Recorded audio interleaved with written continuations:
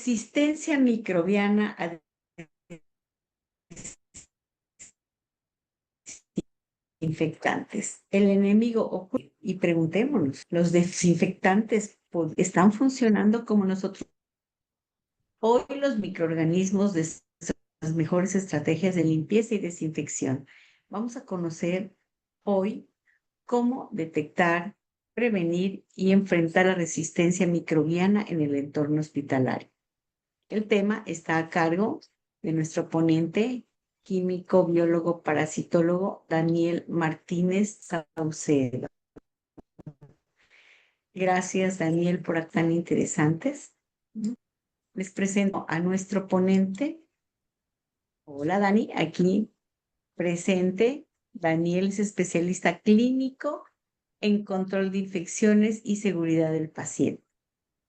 Tiene una vasta experiencia laboral en negocios como líder nacional de control de infecciones y biotecnología en Terragen, México.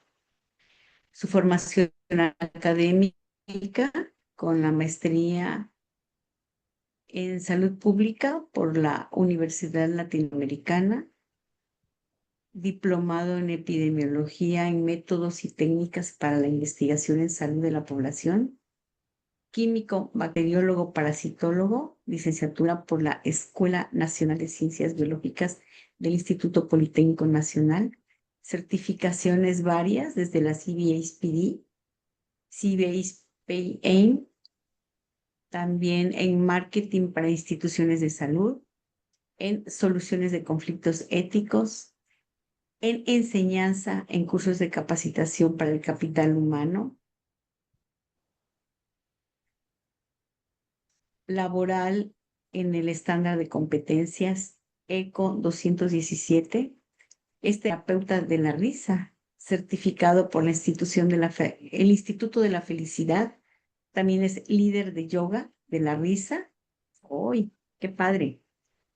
Bueno, pues es estratega para los gerentes que pueden aprender sobre filosofía, ¿sí? Muy bien, Gracias, muchas muchas gracias, gracias. maestra. No sé si también ya están viendo mi pantalla o no se está viendo, si me pueden decir. Deja que Lupita deje de compartir. Así Sí, ya es, está. Ah, ya, Ya está, sí, ya sí, ya perfecto. está. estás. Muy bien, pues muchísimas gracias a todos. En esta, digo, para los que están ahorita en Veracruz, en esta tarde soleada, bastante calurosa, tómense un cafecito. ¿Por qué no? Un vino, una cerveza, ya pasaron de las 12, así es que ya lo podemos hacer a estas horas. Además van a entender mucho mejor el tema, por lo menos se lo van a pasar más ameno. Para los que todavía están trabajando, bueno, pues un vasito con agua siempre es bueno para la hidratación. Vamos a comenzar. Bien, ¿qué es lo Adelante, que vamos a adelante, ver? Sausal.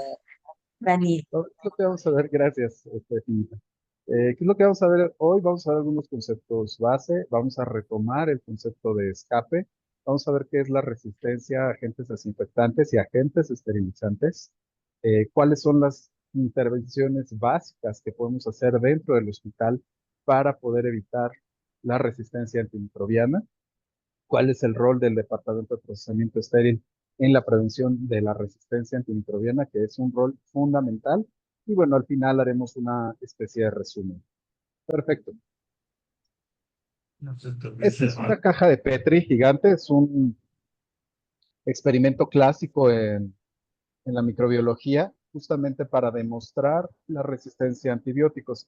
En esta caja de Petri gigante, lo que se hizo es que hubo diferentes concentraciones de un antiséptico, de un antimicrobiano, y la concentración fue desde una nula presencia de antimicrobiano y fue aumentando de 100 a 1000 hasta 10,000 y 100,000 veces la concentración de estos antimicrobianos. ¿Qué es lo que sucede? Más allá de lo lógico que pueda parecer, donde no hay antimicrobianos, las bacterias crecen totalmente, pero conforme va habiendo presencia de ese antimicrobiano, las bacterias, una población muy importante de estas se elimina ¿no? Estamos hablando de más del 90%. Sin embargo, las bacterias que quedan, aquí es donde viene lo interesante, empiezan a desarrollar mecanismos de resistencia, y ahorita vamos a ver cuáles son, y conforme va incrementando esa resistencia antimicrobiana, hay una relación directa con la concentración a la cual están expuestos y esos mecanismos empiezan a desarrollarse hasta llegar a la concentración en donde puede llegar a ser de 100,000 veces mayor que la cantidad mínima inhibitoria. Esto es sumamente interesante porque nos habla de varias cosas. Primero, estos factores de sobrevivencia de las bacterias, de adaptación, por supuesto, porque al final la vida es lo que está buscando, poder sobrevivir, poder adaptarse a estos procesos. Esto es a manera de un experimento, reitero, es un experimento clásico en la microbiología. Sin embargo, cuando lo vemos en un sistema macro, somos mucho más conscientes de lo que está sucediendo. Si bien son situaciones controladas que nos permiten ver estos mecanismos, en un hospital, ¿qué es lo que está pasando? ¿O qué es lo que está pasando a nivel mundial? Se le conoce como la pandemia silenciosa. Y se le conoce así porque en Estados Unidos, ¿no? Y a nivel mundial, más o menos están muriendo 1,27 millones de personas que no pueden ser atendidas, en este caso en particular, por antibióticos, porque hay bacterias que ya superan la resistencia a vida o en cuestión bibliográfica de los antibióticos que existen hoy en el mercado, ¿no? Ya no estamos hablando de segunda, tercera generación, estamos hablando incluso de tratamientos de quinta generación o incluso tratamientos experimentales. Esto es muy importante por varias razones. No nada más es el paciente que se le manda a hacer un cultivo y que se demuestra una multiresistencia, sino además que va a tener un impacto en el medio ambiente y lo vamos a ver, por ejemplo, en México. Este es un estudio bien interesante, es parte del reporte de hospitales de la red PUCRA de la UNAM. La última vez que lo revisé fue el 20 de noviembre de 2024, pero lo interesante de este estudio para mí, como microbiólogo, es que se empieza a demostrar una tasa de resistencia de Escherichia coli, de resistencia a cefalosporinas de tercera generación, y esta tasa está entre el 60 y el 70%. Esto quiere decir que ya no sirve ese medicamento, que se tienen que ir por otros medicamentos. Bien, entonces, ¿qué es lo que nos está diciendo este estudio? La falla en recetar de manera inadecuada por parte de nuestros compañeros médicos o incluso de algunas enfermeras que tienen la formación y dentro del cuadro que pueden recetar este tipo de antibióticos o los dentistas, si no hay una prescripción adecuada de antibióticos para un tratamiento, o mejor dicho, de un tratamiento que sea realmente específico para una enfermedad, el impacto es devastador. En la Ciudad de México, en la zona de hospitales centro, donde se encuentra el hospital, bueno, el complejo Siglo XXI, Hospital General, el Hospital Infantil de México. Además, hay varios hospitales de asistencia privada de marcas reconocidas. Hace aproximadamente unos 5 o 6 años se hizo un estudio buscando justamente entes microbiológicos resistentes, pero no lo hicieron dentro de los hospitales. Lo que hicieron es que los empezaron a buscar en las tuberías de las colonias aledañas y empezaron a encontrar justamente Escherichia coli multiresistente, Salmonella, estafilococos, streptococos, Clostridium también me parece que encontraron. Y esto es muy grave. ¿Por qué? Porque ya está llegando a la población en general. Recordemos que al final del día una población que está dentro de un hospital va a ser una población que sea inmunocompetente o inmunocomprometida y que además está en un ambiente en donde no se va a poder, digamos que, defender de la misma manera que un paciente o que una persona que está en la comunidad. ¿Sí me escuchan bien o sigue bajito el audio? Ahí me, Escucho un poco mejor, Dan, pero no le bajes la voz, si la puedes elevar un poquito más, es mejor. ok. Bien. A ver, ahí me escuchan mejor. Ahí sí, perfectamente. Ya, Muy bien, ya se escucha muy bien. Perfecto, sí. muy bien. No voy a repetir todo. Ya lo están viendo en la pantalla. ¿Qué es importante? Eh, Particularmente en México tenemos una multiresistencia por los hábitos alimenticios que tenemos. Esta es una pequeña anécdota. Cuando yo era estudiante, como la gran mayoría de los profesionistas en México, vengo de un nivel socioeconómico, no de precariedad, pero tampoco de la gran opulencia. Entonces, cuando ya estaba estudiando en la universidad, me tocó ir muchas veces. Estudiantes buscamos múltiples maneras para obtener dinero, por supuesto siempre dentro del marco de la legalidad, y me tocó ir como voluntario, entre comillas, para los famosos estudios de bioequivalencia y biodisponibilidad.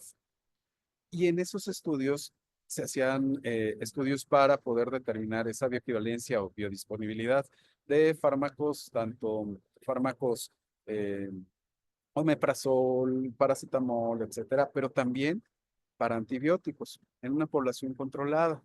En algún momento, alguien que estaba ahí adentro de los médicos y químicos analistas nos contó que ese estudio se estaba haciendo porque en Estados Unidos, en un ejercicio similar, en el diseño de un antibiótico de quinta generación, encontraron que un mexicano tenía una cepa particular de Escherichia coli y que no le estaba haciendo el antibiótico que estaban probando, que ya había sido diseñado y que ya estaban en la fase clínica de estudios en humanos y que no estaba teniendo un efecto. Entonces, imagínense, esto era un mexicano que estaba en Estados Unidos, que ya había modificado de cierta manera sus hábitos alimenticios y que aún así ya dentro de su microbioma tenía esta cepa de Escherichia coli que ya era multiresistente a ese tipo de fármacos. Ahora, ¿cómo se logra este tipo de resistencia antimicrobiana? ¿Y qué es? La resistencia antimicrobiana va a surgir, como lo vimos en el video, a partir de la sobrevivencia de esas bacterias. En mucha bibliografía van a encontrar que es intrínseca o pues extrínseca.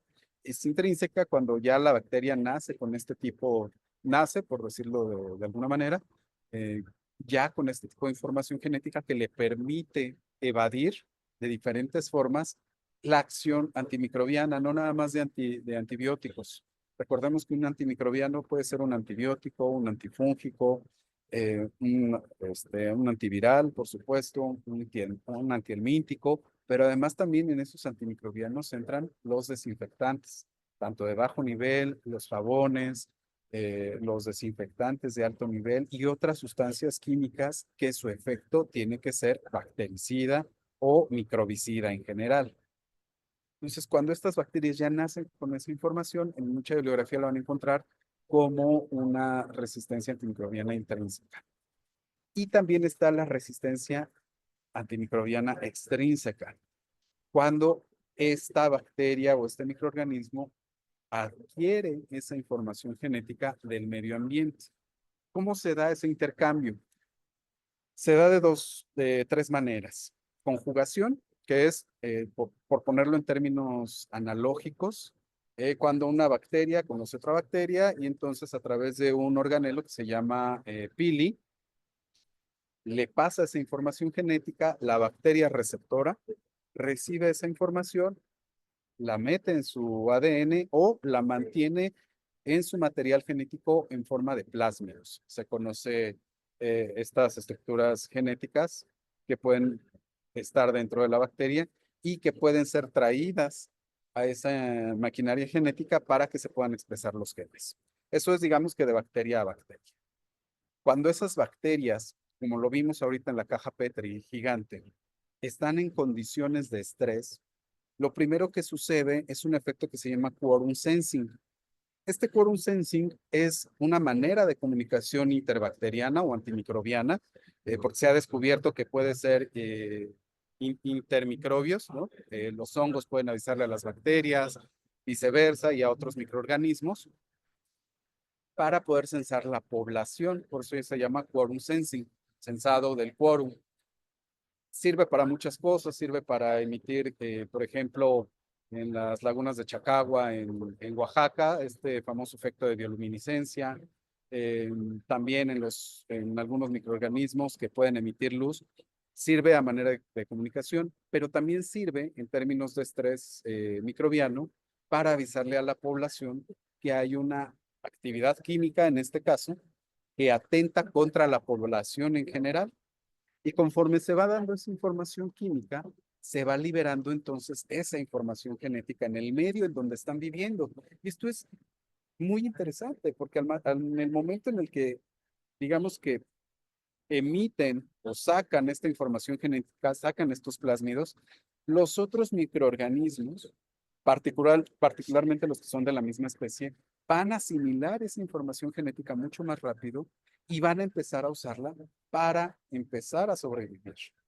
Las siguientes generaciones ya van a nacer con esa información genética y ya va a pasar de ser extrínseca a ser intrínseca. A eso se le conoce como transformación.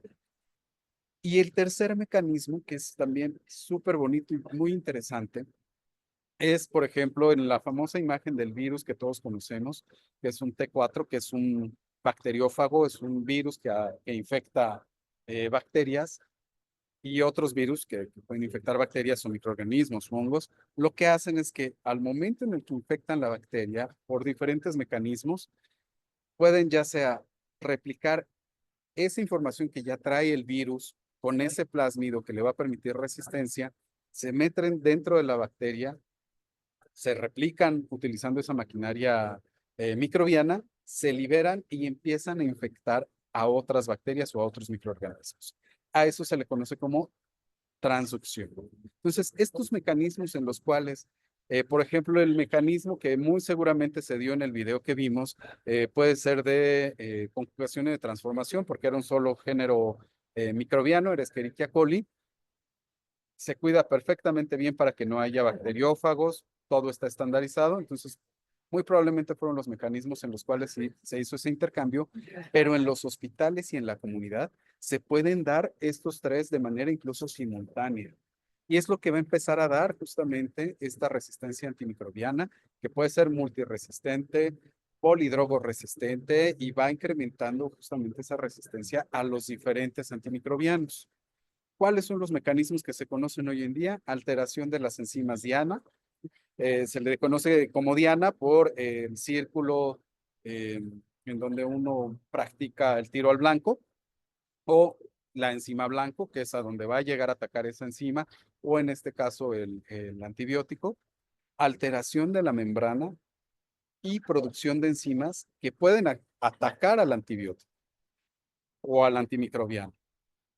Ahora, ¿qué sucede, por ejemplo, en los hospitales y en estos lugares donde hay una atención sanitaria, que de ahí puede derivar una infección asociada a la atención sanitaria, que puede recaer en el uso de antibióticos o antimicrobianos y que pueda haber resistencia antimicrobiana para esos microorganismos? ¿Cuáles son esos microorganismos que te vas a encontrar sí o sí en Ciudad de México, en Monterrey, en Chiapas, en Estados Unidos? Se han agrupado en este acrónimo que se llama ESCAPE y hace referencias particularmente a Staphylococcus aureus, a Klebsiella pneumoniae, a Cinetobacter, Pseudomonas, y puede ser Enterococcus o puede ser también Escherichia coli. Entonces, van a ser estos géneros microbianos constantes, desafortunadamente, en la gran mayoría de la población mundial. ¿Por qué? Porque están ligados directamente, primero, a la higiene de manos y a la preparación de la piel, sobre todo cuando estamos hablando de infecciones asociadas a la atención sanitaria, y son infecciones en sitio quirúrgico, asociadas a la ventilación mecánica o infecciones en vías urinarias. Tienen que ver mucho con la higiene. Reitero, tanto higiene de manos, preparación de la piel y también la higiene que va a tener el paciente al momento de hacer sus necesidades.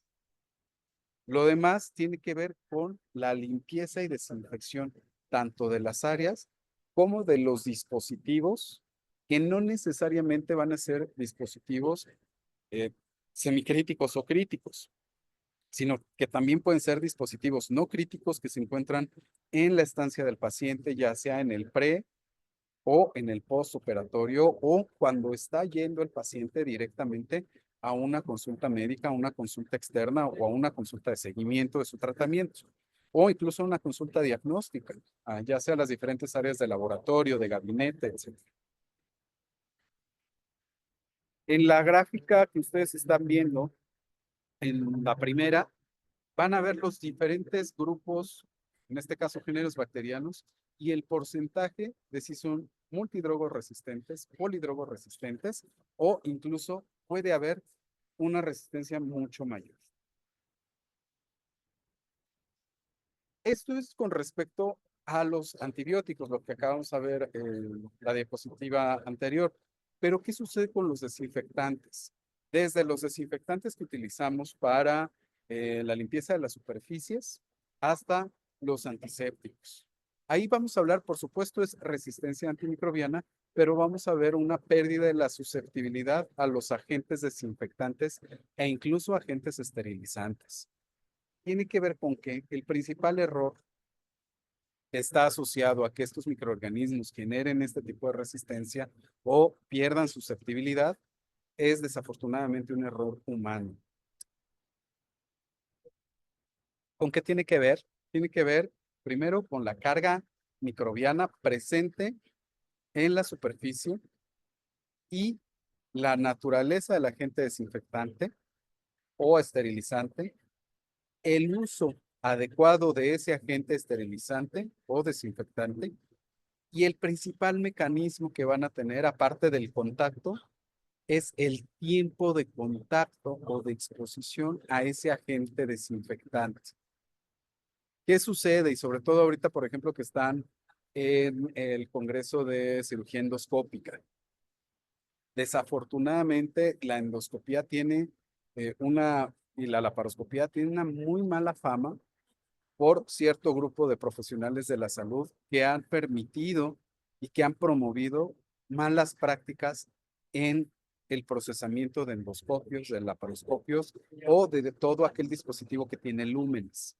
Y es el no dejar que actúe de manera adecuada, el tiempo adecuado, estos desinfectantes de alto nivel e incluso desde la limpieza con un detergente enzimático o con un detergente alcalino o incluso con un detergente ácido, dependiendo del tipo de dispositivo médico que se tiene. Ya hay muchos estudios, por ejemplo, la pirámide que ustedes están viendo es un estudio de 2004 en donde se fue definiendo los diferentes géneros microbianos y cómo se iban eliminando. En la base vamos a tener los que se eliminan con agua y jabón, literalmente, con el uso de sustancias tensoactivas y con el uso de agua adecuada, por supuesto, para las áreas hospitalarias. Lo primero que se van a eliminar van a ser virus grandes, la gran mayoría de las bacterias, de los hongos, virus como el coronavirus, como el VIH, la varicela, se van a eliminar desde ese proceso de limpieza cuando se realiza de manera adecuada. Los siguientes serían ya virus pequeños que van a requerir procesos de desinfección con desinfectantes de alto nivel, con OPA, con ortotaldehído, con ácido paracético, ¿no? Por ejemplo, rotavirus, hepatitis A, hepatitis E, picornavirus, protozoarios que pueden presentar diferentes estados o incluso que pueden presentar quistes, son como una especie si lo queremos ver de esta manera, como una especie de esporas, como pueden ser Giardia, Cryptosporidium, muchas esporas fúngicas que pueden ser altamente resistentes a los desinfectantes de alto nivel, géneros microbianos que pueden formar esporas. Clostridium es uno de los géneros más difíciles de eliminar y en los que justamente seguramente cuando esté mi estimado Pablo Vázquez dando una conferencia con ustedes, va a hacer mucho énfasis en llevar este reprocesamiento de endoscopios de manera adecuada, porque las infecciones por Clostridium relacionadas con el uso de endoscopios mal procesados es desafortunadamente muy recurrente. Y en el último lugar, en donde ya vamos a saber que se van a eliminar la gran mayoría de los microorganismos, y digo la gran mayoría porque en la punta de la pirámide se encuentran los priones, ¿no? Que no son realmente microorganismos, son proteínas con capacidad de, entre comillas, infectar, de multiplicarse, en este caso en el sistema nervioso central. Entonces tenemos esta pirámide que tenemos que ser súper consciente, porque además no es una pirámide que sea difícil de llevar a cabo. Si nosotros llevamos a cabo las indicaciones de acuerdo al fabricante, las respetamos en concentraciones, en tiempo de exposición, tiempo de contacto, temperatura, nosotros vamos a evitar incluso errores no nada más humanos, sino también un impacto económico a la institución que estamos realizando y a la productividad que estamos haciendo. Porque vamos a evitar reprocesamiento, por supuesto, vamos a evitar, por supuesto, infecciones asociadas a la atención sanitaria de lo que yo estoy procesando en mi institución. ¿Cuáles son las intervenciones básicas de optimización de los antimicrobianos? Lo vamos a dividir en tres pilares: evitar, retrasar y contener. Evitar a partir de un plan de control de infecciones, que tiene que tener elementos medibles, por supuesto, que tiene que estar diseñado por áreas y en donde yo puedo, con estos elementos medibles que pueden llamarse indicadores químicos para el proceso de limpieza, prueba de detección de proteínas, indicadores químicos para el proceso de esterilización, indicadores biológicos, emuladores, que me van a servir no nada más a demostrar, por supuesto, que es lo más importante, que el proceso se haya llevado a cabo, sino además a empezar a tener documentado todo y tener con esto un proceso de trazabilidad. Punto bien fundamental: cambio de conducta. Y esto es lo más difícil que se puede tener con el personal médico y con el personal de enfermería y con el personal de laboratorio y con el personal de ingeniería y con todo el personal. ¿Por qué? Porque desafortunadamente una conducta que se lleva por años se transforma en un hábito y de ese hábito puede transformarse en un paradigma e incluso puede llegar a transformarse en un dogma. Y lo vamos a escuchar y lo vamos a identificar siempre con estas frases de siempre se ha hecho así y nunca ha pasado nada. Pues no es que nunca haya pasado nada, la realidad es que no hay un registro de todo lo que ya está haciendo hoy y que ha sucedido con los pacientes. Vigilancia, por supuesto, epidemiológica, empezar a utilizar herramientas de bioinformática. Esto es bien interesante, cómo el laboratorio clínico también puede empezar a involucrarse y debería de empezar a involucrarse con diferentes herramientas informáticas para la identificación de esos géneros microbianos, particularmente de bacterias, que es lo que me atrevo a decir que es el 96%, 90 al 96% de las infecciones asociadas a la función sanitaria. Y se pueden llevar esto a bancos y a identificación y se puede empezar a compartir esta información no nada más a un nivel nacional, sino a un nivel internacional, que sería lo ideal. E incluso esta parte de informática les puede permitir a los microbiólogos, a los infectólogos, eh, empezar a determinar qué genes son los que hay presentes, en este caso plásmidos o genes de resistencia, dentro de los hospitales. Y tener una estrategia para el caso de los antibióticos mucho más fina en estrategias tipo PROA, ¿no? Por ejemplo. En el caso de retrasar, pues por supuesto, tener las guías de uso de antimicrobianos, esto es fundamental, en donde me van a decir cada cuánto tiene que haber una rotación, cómo se tiene que prescribir un antibiótico, un antifúngico, un antiviral, mejorar esa parte de la prescripción. ¿Qué sucede en países como México? Y me atrevería a decir, yo desconozco, la verdad me declaro ignorante, pero hablo, por supuesto, de México, con estos subsistemas de salud, como pueden ser estas farmacias que tienen consultorio. Me imagino que el modelo de negocio, al final del día es eso, se puede replicar en diferentes países de Latinoamérica, pero ¿qué es lo que está sucediendo? Al final, justamente, y reitero, como negocio, lo que buscan estas farmacias con consultorios es que se vendan más antibióticos o que se vendan más antimicrobianos cuando a lo mejor el paciente no lo necesita. ¿Qué está sucediendo? Justamente que le pegue a la población en general y empiece a haber un problema de salud pública, porque aunque hay mecanismos en donde ellos deberían empezar a reportar no nada más la parte de venta de antibióticos y qué tipo de antibióticos, sino también a quién se le están dando. Ese es el ideal. La realidad es que desafortunadamente en general en Latinoamérica tenemos un sesgo que nos impide reportar, es un sesgo conductual en donde pensamos que si reportamos este tipo de situaciones, más allá de la responsabilidad, nos vamos a sentir como señalados o probables culpables si sucede algo. Por eso el punto uno de evitar y generar un cambio de conducta es crucial.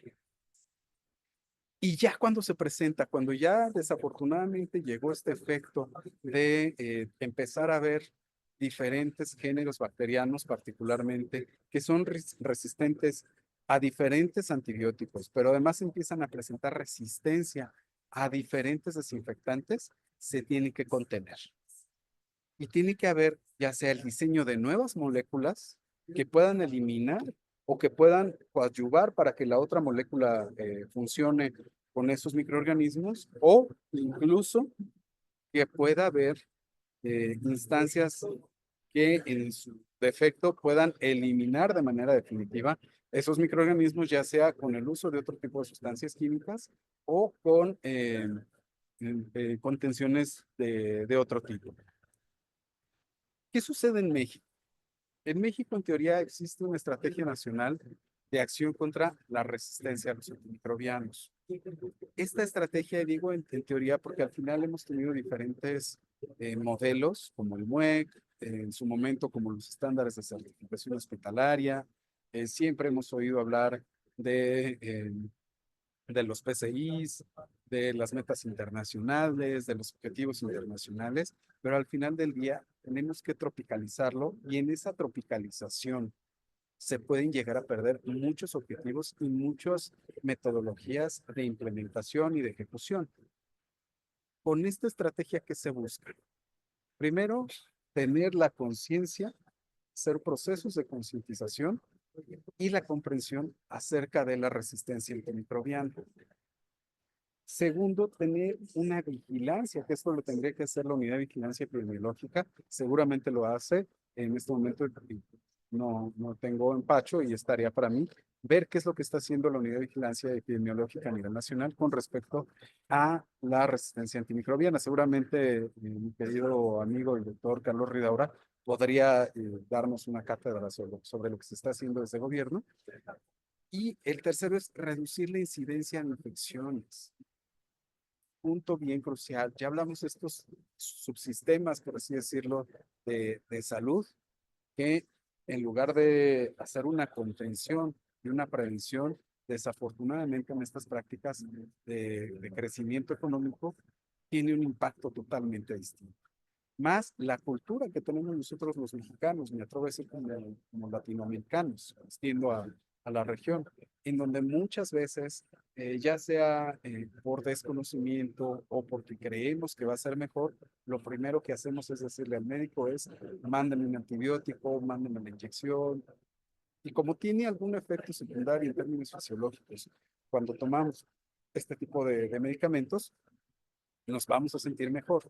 Yo les quiero contar una anécdota que tuve hace algunos años con una cirugía. Me recetan después de la cirugía todo un esquema antibiótico.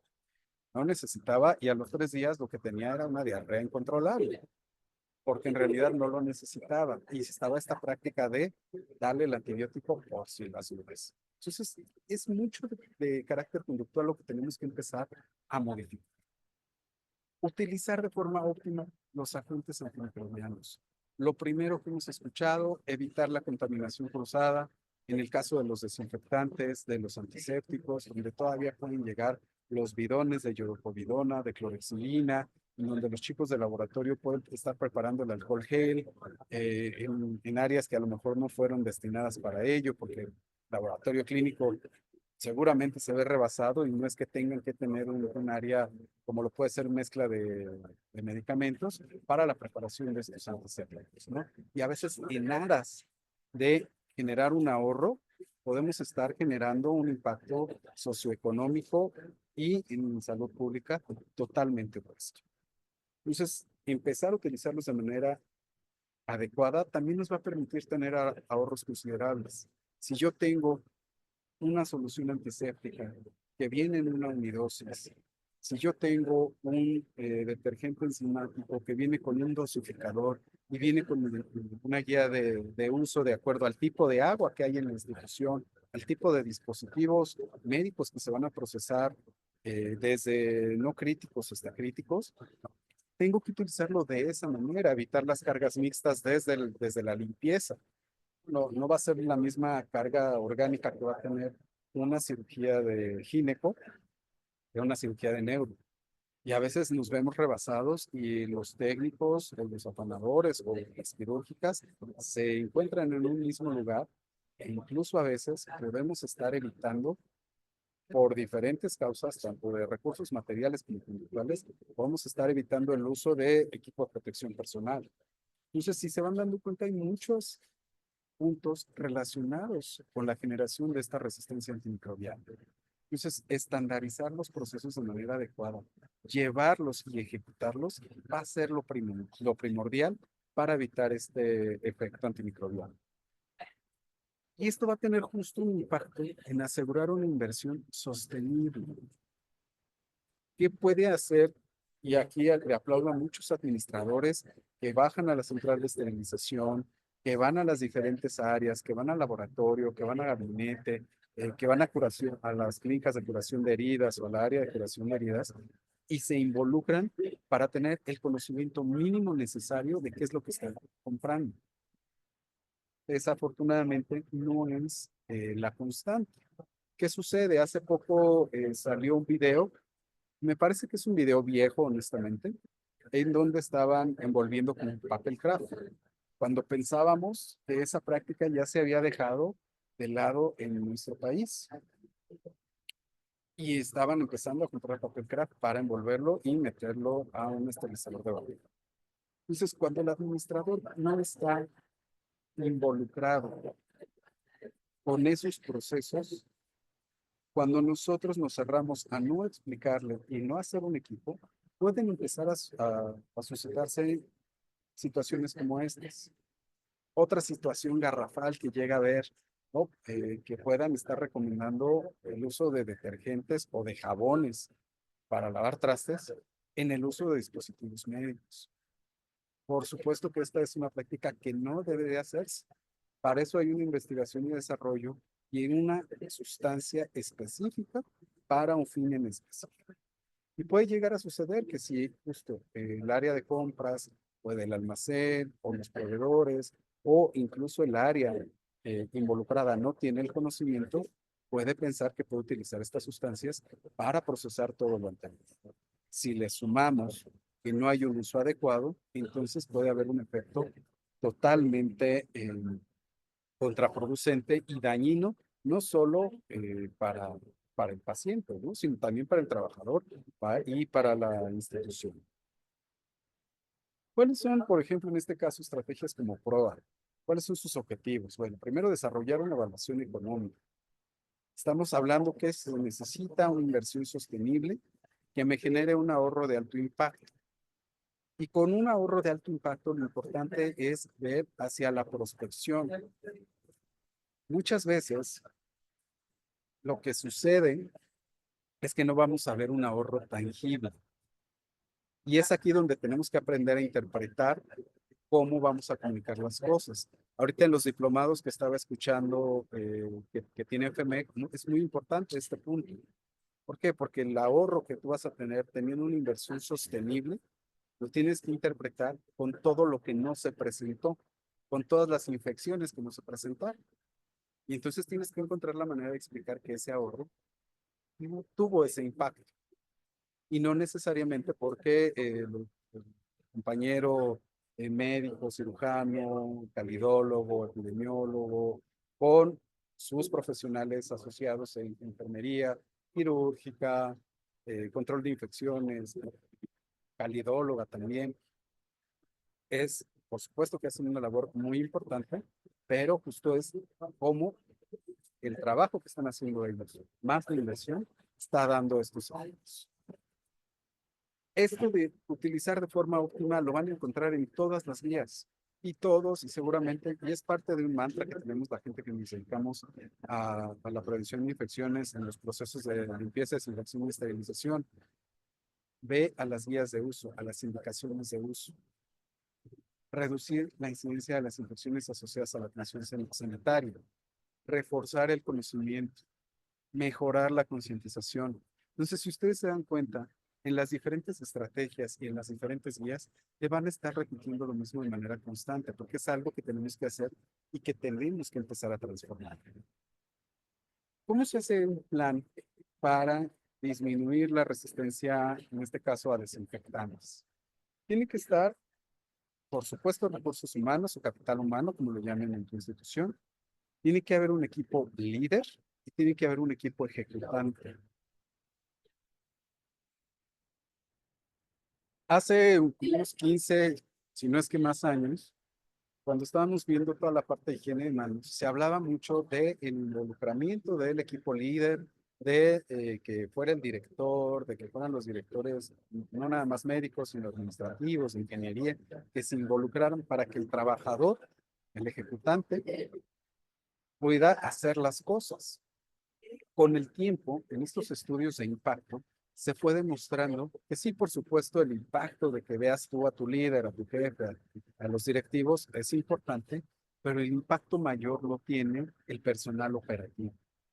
Porque puede haber toda una cadena que viene desde el director, incluso desde secretarías de salud, desde la OMS, con estrategias perfectamente diseñadas para que las puedas tropicalizar en tu país. Llegó a tu hospital, a tu sistema de salud, lo comunicó de manera adecuada. Ese año hubo una muy buena inyección de capital para que pueda haber productos de calidad en tu hospital. El día que se hizo la inauguración, el lanzamiento de la estrategia en tu hospital, fueron todas las autoridades. Es más, vino el secretario de salud o el subsecretario de salud, llegó a tu hospital, pero ese día no fue fulanito de tal servicio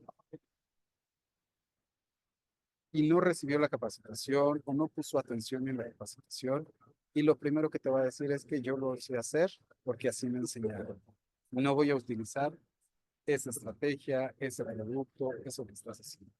Entonces, en estos estudios se demostró que en realidad el que lleva más peso para que estas estrategias sean totalmente ejecutables y se alcancen los objetivos deseados es el personal operativo.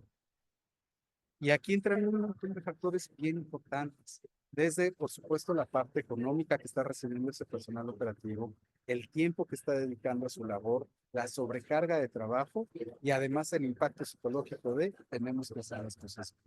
Entonces, hay que buscar esas estrategias. Me parece que hace 2 meses me acuerdo que vi algunas estrategias para poder hacer mucho más sensible al personal de salud. Las podemos utilizar justamente para empezar a dar capacitaciones sobre la resistencia antimicrobiana, particularmente para los desinfectantes. ¿Por qué? Porque, no, porque además aquí viene algo bien interesante. Se habla mucho de la resistencia antimicrobiana, particularmente antibióticos, pero lo que más se usa en un hospital va a ser alcohol, iodopovidona, clorexidina. No se debería utilizar, pero en muchos hospitales usan todavía detergentes a base de amonio cuaternario, OPA, orto, etcétera, para la desinfección de alto nivel. Entonces, que se pueda generar una resistencia antimicrobiana de desinfectantes puede ser mucho más, en términos estadísticos, probable que el uso de antibióticos. Es mucho más fácil. Y no lo tenemos documentado. ¿Quién más tiene que estar involucrado? Por supuesto, un infectólogo, el equipo de enfermería, VH, inteligencia epidemiológica, control de infecciones, como lo llamen en tu institución. Tendría que haber idealmente un microbiólogo que no necesariamente va a ser la misma labor que el infectólogo. Y tiene que haber un staff de administración y de marketing. No es lo mismo tener el conocimiento científico, técnico, administrativo, que el poder de comunicación para hacer llegar las ideas de manera correcta y generar un cambio. Como toda situación, que tiene que haber un diagnóstico situacional. Idealmente, empezar a borrar estos sesgos conductuales que tenemos, de evitar hacer los registros correspondientes. Y posterior a eso, una estrategia de modificación de comportamiento. Esto sería el ideal. ajustar, ¿no? Preparar, planificar, ajustar, estudiar y hacer. Tiene que haber un vínculo, por supuesto, entre el control de infecciones, en donde vamos a estar todos estos entes involucrados, y la optimización de recursos. Ojo, optimización de recursos no necesariamente es voy a comprar lo más accesible, que a lo mejor no tiene la evidencia más contundente, ni lo más caro que no puedo utilizar en mi hospital.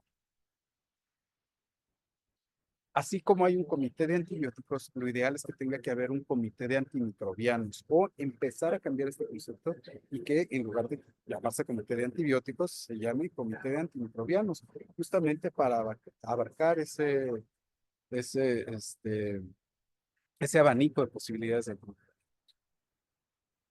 idealmente, laboratorio de microbiología tendría que estar involucrado con las herramientas necesarias, tanto herramientas básicas como pueden ser medios de cultivo y las diferentes herramientas que pueden tener y dispositivos para poder identificar un microorganismo, no nada más bacterias, sino diferentes microorganismos, pero además también herramientas de bioinformática.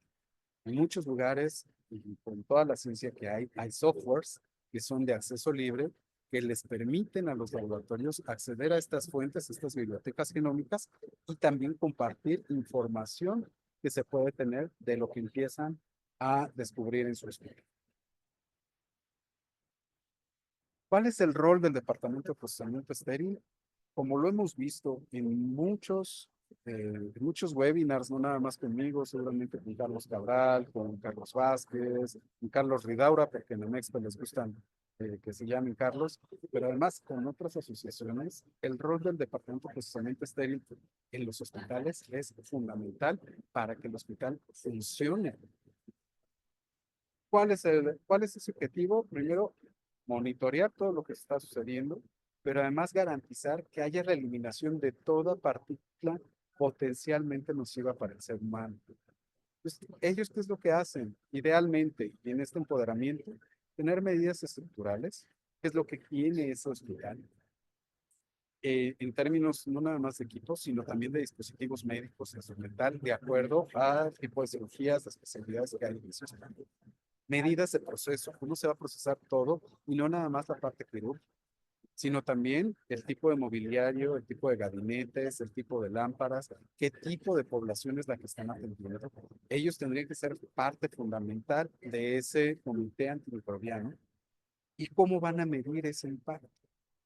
Si de por sí la central de esterilización o DPE, como el hospital, tiene mucho que hacer, yo espero que en términos positivos, de verdad, le den este rol a la jefe de la central de esterilización, que empiece a participar en estos comités, porque son los que más tienen la información a la mano de diferentes guías de uso de desinfectantes, de uso de agentes esterilizantes y también de uso de antisépticos. Estas son guías relativamente recientes. Está la guía de uso de desinfectantes en el ámbito sanitario. Esta es una guía del 2019. Es una guía, es la más técnica que van a encontrar.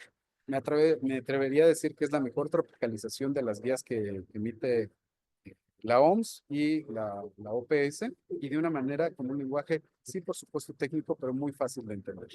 La siguiente guía es la guía de antisépticos y desinfectantes, de IGESA, también es española. Esta es una guía del 2022 o 2023, si mal no recuerdo. Es una guía práctica orientada a la seguridad del usuario, uso de equipo de protección personal y uso adecuado de estos desinfectantes. Cómo los vamos a usar en diferentes concentraciones.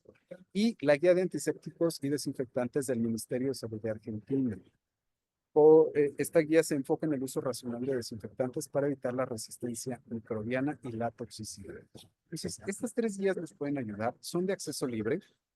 También existen las guías mexicanas, pero estas tres guías particularmente me parecieron bastante interesantes por el desarrollo tecnológico que se está teniendo.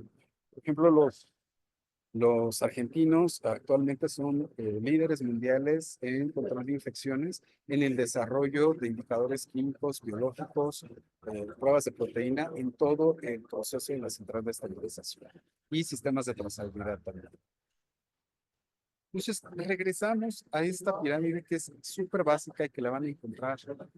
¿Cómo vamos a identificar ese uso adecuado de desinfectantes o de antimicrobianos? Lo vamos a encontrar a partir de todo lo que yo tengo en el hospital y ahora voy a saber para qué voy a utilizar cada cosa.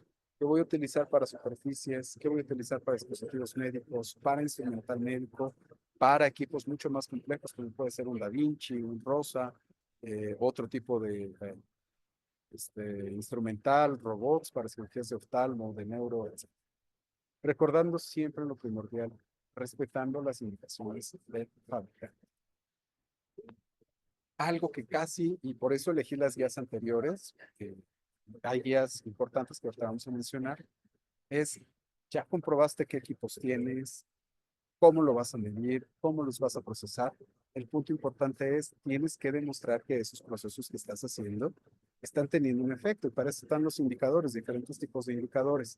Ahora, no todo va a tener un indicador químico o un indicador biológico, pero ¿qué sí podemos hacer? Hacer en la etapa de inspección, que no nada más tiene que ser una inspección visual, tenemos que migrar hacia una inspección de carácter molecular. Y con esto no me refiero a tener una tecnología, un secuenciador, que estemos tomando una prueba, un hisopado y me dé el género microbiano, los plásmidos que tienen. No tengo que llegar a eso, tiene que ser mucho más sencillo. Por ejemplo, en el Health Technical Memorandum y en la ISO 15883, que aquí le pediría a la maestra Juanita que pueda invitar a Juan Díaz, el doctor Juan Díaz, él es sí, experto en este tema, ojalá lo puedan invitar a dar un tema de detección de proteínas. Él tiene mucha más información que yo, pero bueno, digamos que le tomé prestada esta diapositiva y, por ejemplo, en Reino Unido, y en general a nivel internacional, se recomienda que la etapa de inspección en instrumental y en dispositivos médicos se busque, se busquen proteínas. ¿Por qué? Porque las proteínas van a estar en todos los microorganismos, desde hongos, parásitos, bacterias, van a estar presentes en los virus y, por supuesto, en un potencial prión o en toxinas o enzimas que puedan ocasionarle un daño potencial a ese paciente, ¿no? Los rangos ideales para este tipo de detección, lo ideal es que fuera cero, la realidad es que nunca es cero. El nivel de alerta es a partir de 3 microgramos, todavía se considera seguro, pero si ese nivel de acción sobrepasa los 6.4 microgramos de proteína, entonces estamos hablando de que ese instrumental, esa superficie o ese dispositivo médico está potencialmente contaminado. ¿Cómo lo podemos hacer? Con diferentes herramientas. En algún momento ya les mostré la prueba de proteína con un equipo que me permite saber la cantidad de microgramos. Y les he contado también estas experiencias de que pueden llegar los proveedores o de la mala preparación del instrumental, donde a veces la reacción química es tan rápida que me está diciendo, ojo, este material ni siquiera puede pasar a desinfección porque no está limpio. Parte de la bibliografía que se estudió para este tema y que con gusto, si ustedes lo necesitan, pues se las puedo compartir. En las redes sociales, tanto el correo electrónico como mi correo personal y el WhatsApp. Le voy a pedir a Mex que me pase su QR para el Back to Basics. Las sesiones posteriores de carácter clínico lo voy a poner. Es un grupo excepcional. Es un grupo en donde afortunadamente hay gente desde Argentina hasta Estados Unidos, hablando en términos del continente americano, y donde se hace un intercambio de conocimiento basado en evidencia de carácter científico y que está ayudando justamente a la mejora en prácticas a nivel mundial. Muchísimas gracias. ¿Dudas, preguntas, quejas, comentarios, sugerencias, aclaraciones? Gracias a ti, Daniel. Qué bonito abordaste de verdad esa resistencia y algo inquietante, vas simplemente en cualquier baño que tienen ahí los jabones líquidos, ¿te has fijado? Que nunca lavan ese Claro. recipiente y se le ve.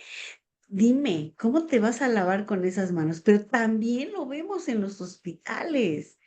¿Qué está pasando con ahí? Ahí hay una resistencia, ahí es un caldo de cultivos. Sí, no, se queda uno sorprendido de cuánta desinformación hay en nuestra población. Sí, Pues espero excelente que tema, les, maravilloso. muchas gracias, espero que les haya, por supuesto que les haya gustado, pero lo más importante es que les haya servido y si les genere más dudas, bueno, los invito a buscar más información de estos temas. Sí, pues definitivamente el conocimiento, pues es poder, ¿no? Nos ayuda bastante y una de las cosas muy importantes acerca de la preocupación de la Organización Mundial de la Salud precisamente es la resistencia a los antimicrobianos. Porque, bueno, a los antibióticos, lo que mencionabas cuando te enfermaste, porque fue de más, el antibiótico no lo necesitabas y es lo que viene sucediendo constantemente con nosotros, a veces con nuestra familia, donde no terminamos el tratamiento de antibiótico, donde Claro, a nuestros hijos o nuestros hijos no lo terminan porque ya son adultos. Y en los hospitales, por ejemplo, los horarios no se respetan. Hay una curva del antibiótico y a veces no se aplica en los horarios adecuados y a veces no dejan las cantidades suficientes de antibióticos y le ponen otro antibiótico que no era, o sea, que no era no sigue una continuidad del antibiótico. Entonces son muchas las causas acerca de esta resistencia que se hace y que ya la OMS lo menciona como un problema a nivel mundial, ¿verdad? Y que debemos de atacar, que debemos de tener medidas particulares, o sea, propias de nosotros. Como dice acá, alguien nos escribió en el chat y decía, es que los antibióticos ya te los venden sin receta. Pues hasta donde no sé, hasta donde yo sé, la OMS dice que los antibióticos pues, no, con receta no son, ¿verdad? Pero bueno, acá mencionaba una de las personas, ¿verdad? Que se estaban vendiendo. Pues, qué pena, ¿verdad? Pero Y con respecto, sí, dime. lo que pasa que también la Sí, industria, por ejemplo, ¿qué pasa con el pollo, con el ganado? ¿No lo superinyectan de antibióticos para que sí, crezcan rápido? Desde ahí es la falta de ética ujú, de las empresas, la falta de ética de la población también, que ahí veo que sí van a comprar los antibióticos, te lo dan más caro si no llevas receta, pero te lo dan. Sí, por ahí un mensajito también que revisaba de nuestro público. Entonces, sí hay que hacer conciencia y a través de estos temas ponemos un granito de arena para reflexionar y hacer conciencia en nuestra actitud, en los hospitales, qué estamos haciendo desde la higiene de manos, ¿verdad? Desde esas soluciones, hacemos la dilución correcta, o esterilizamos nomás es al correctamente, tanteómetro, o es al ándale, tanteómetro. o al tanteómetro, ¿sí?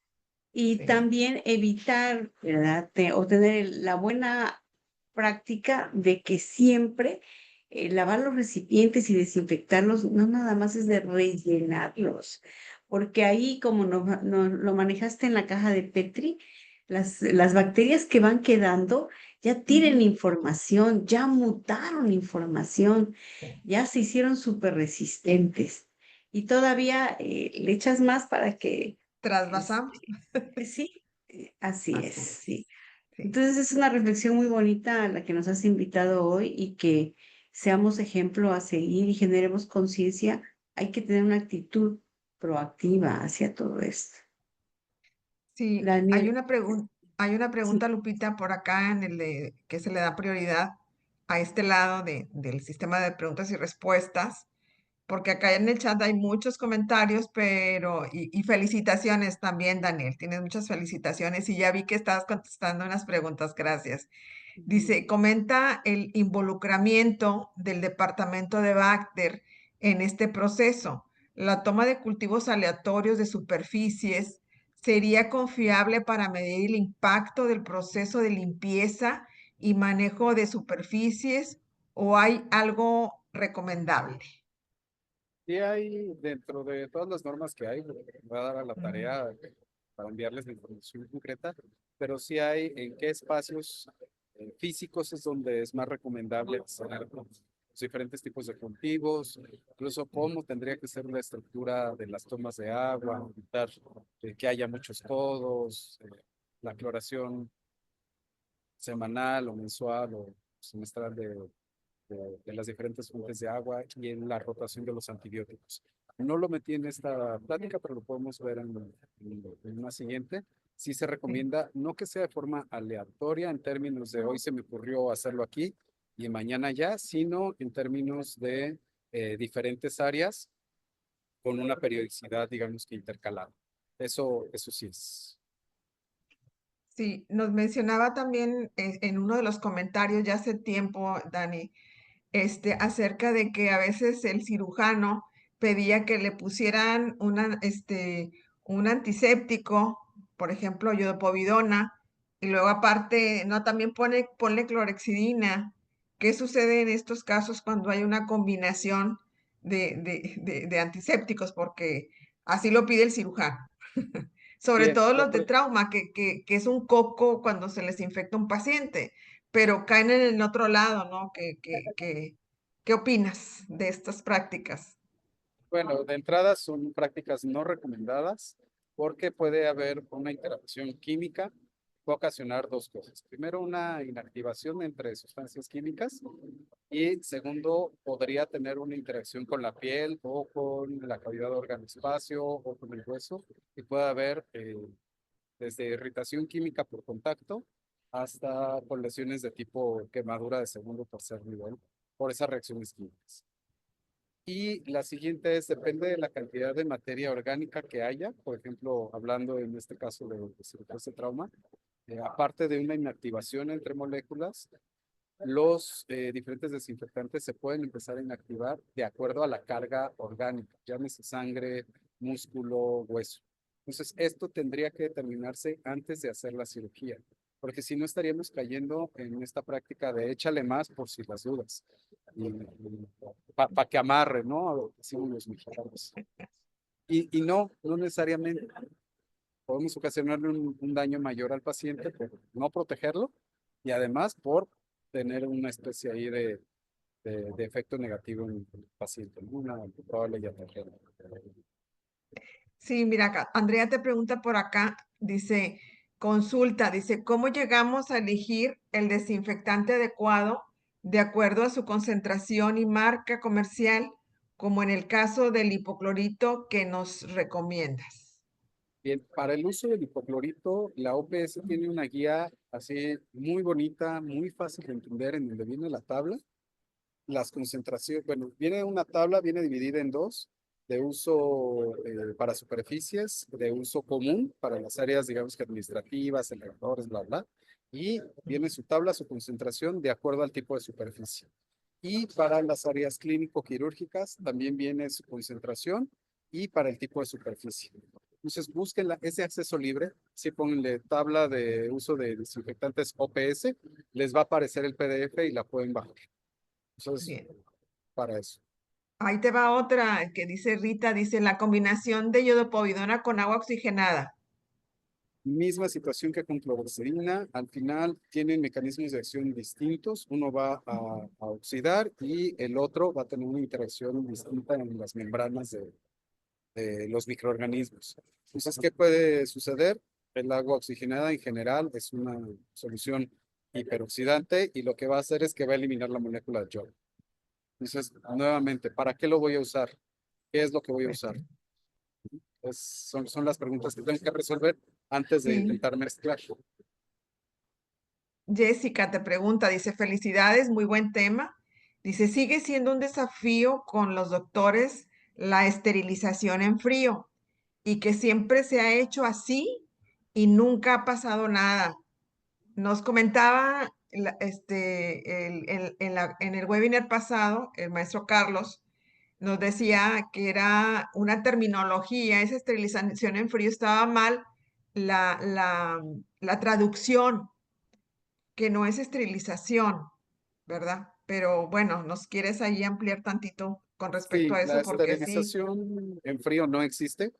Y eso es algo que constantemente estamos mencionando.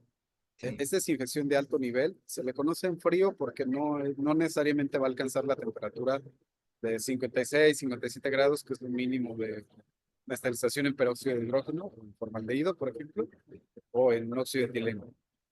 Pero no, esto es mentira. Es desinfección de alto nivel a una temperatura menor a 50 grados. De los puntos críticos que vimos es, deja actuar el tiempo necesario ese agente desinfectante. Es lo fundamental. En algún momento, en alguna experiencia que tuve de justamente demostración de tanto de biofilm como de falta de limpieza, pasaron la pistola de aire a presión en uno de los lúmenes de un dispositivo médico que pensaban que estaba limpio, de hecho ya lo habían esterilizado en peróxido de hidrógeno, y al momento en el que pasan la pistola de aire, se salió restos de hueso, salieron restos de sangre coagulada, de verdad era asqueroso. Y ya estaba procesado en Estéril. peróxido de hidrógeno, exactamente. Sí, y yo creo que un principio importante es, si no está limpio, nunca va a poder estar esterilizado. Sí, Te dice Nadia, dice, ¿qué tan recomendable sería el trasvasado de antisépticos con técnica séptica? Pues la distribución de la central de esterilización a quirófano y el resto de los servicios, esterilización de frascos, uso de bata estéril, guante estéril, con previa desinfección del área designada a trasvasado en la central de esterilización. Es una técnica, que yo dejé de está escuchar. mencionando una técnica. Ahí estás. Bien, si llevamos un protocolo adecuado con las características que nos están mencionando, el riesgo de contaminación cruzada se reduce significativamente. Hay una realidad, a veces están los bidones de iodopovidona, de clorexidina y de otros antisépticos abajo en una mesa de mayo con un montón de cosas, porque además no tendría que haber mezcla cercana de agentes químicos, que no sabemos bien la reacción, y a veces los vemos escurriendo. Entonces, si de verdad lo llevan así con ese protocolo que nos dijo, pues, la reducción de contaminación, de posibilidad de contaminación cruzada es mínima. Pero, reitero, la realidad a veces en otros hospitales es otra, pero es una realidad que nos toca vivir. Entonces, si vemos un área de oportunidad, vamos con los expertos, busquemos las guías, diseñemos más o menos el área como tiene que estar y empecemos a mejorar las prácticas. Bien, gracias. Rosa María te pregunta, dice, volviendo otra vez con el tema de de, de la esterilización, dice, los mismos especialistas del producto indican que si el instrumento se deja 1 hora, realmente se considera esterilizado. No sé, no No, quiero saber qué especialistas de qué producto, pero no. Para que pase un proceso de esterilización, recordemos los conceptos de manera rápida. La limpieza es la eliminación del 99.9 de microorganismos y la materia orgánica. Es lo más fundamental. La desinfección es eliminar el 0.9999 de microorganismos que quedó. Y la esterilización es la eliminación de toda todo. partícula potencialmente dañina. Y para Así esto es. tiene que ser en sistemas cerrados, controlados, por parámetros controlados y demostrados. Si no pasa por un proceso así, no es esterilización y solo es desinfección de alto nivel.